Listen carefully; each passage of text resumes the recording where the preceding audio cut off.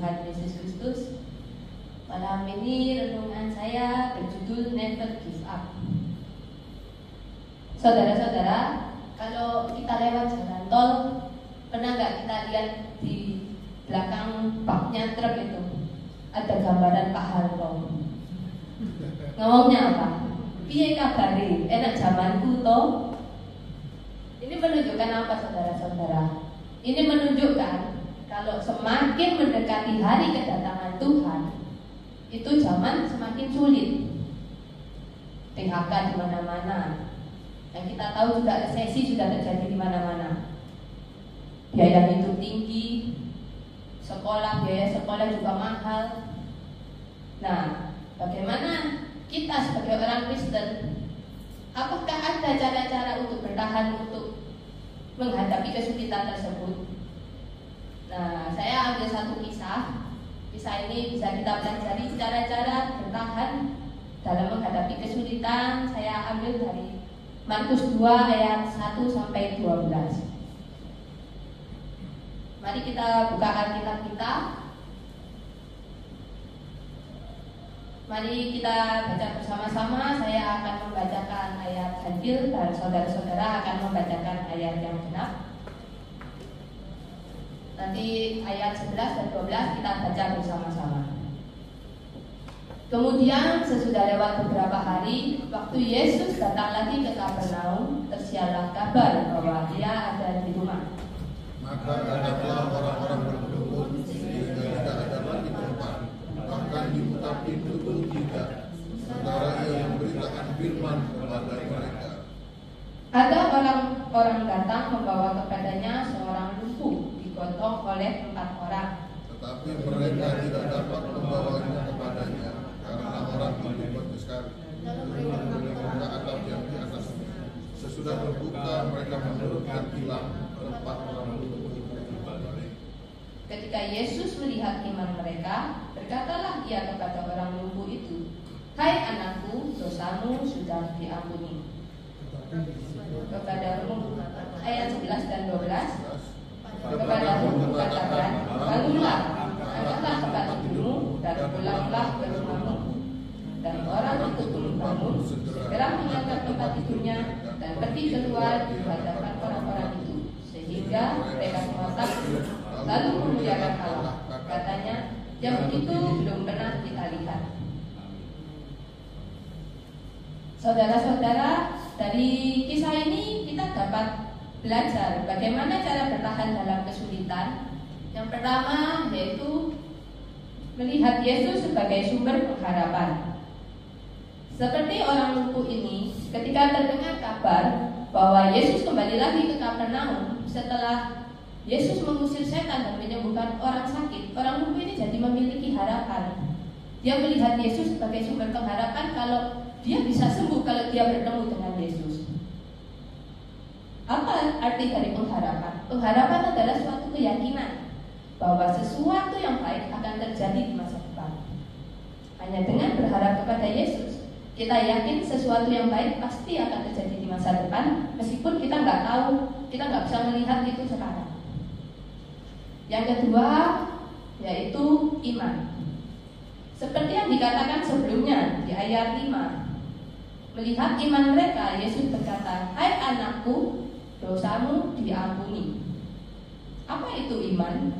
Iman berdasarkan Ibrani 11 ayat 1 adalah dasar dari segala sesuatu yang kita harapkan dan bukti dari segala sesuatu yang tidak kita lihat. Iman didasari sama kebutuhan kita akan keselamatan.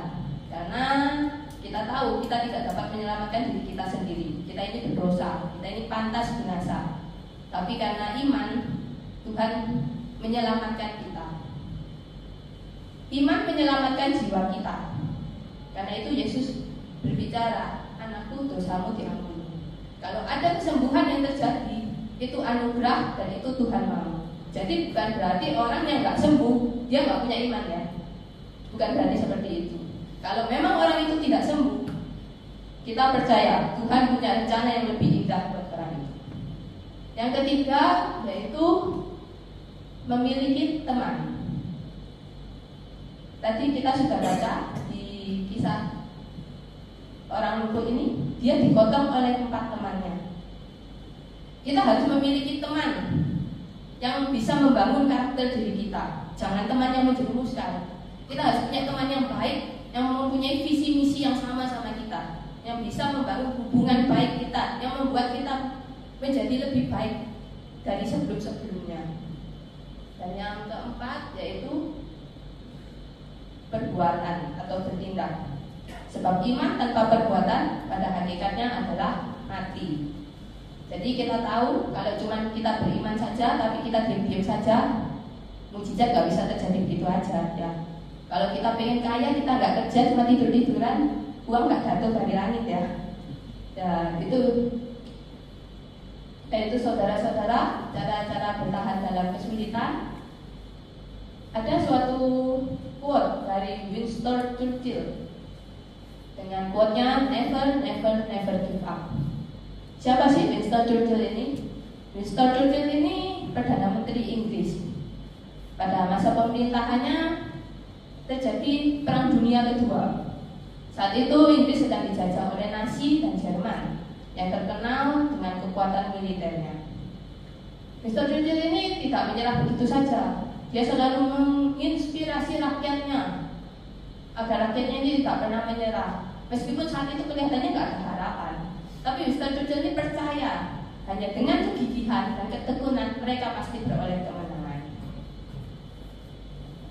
Jadi saudara-saudara, mari kita renungkan, mari kita bercermin kepada diri kita, mari kita bertanya, seberapa berat sih masalahmu?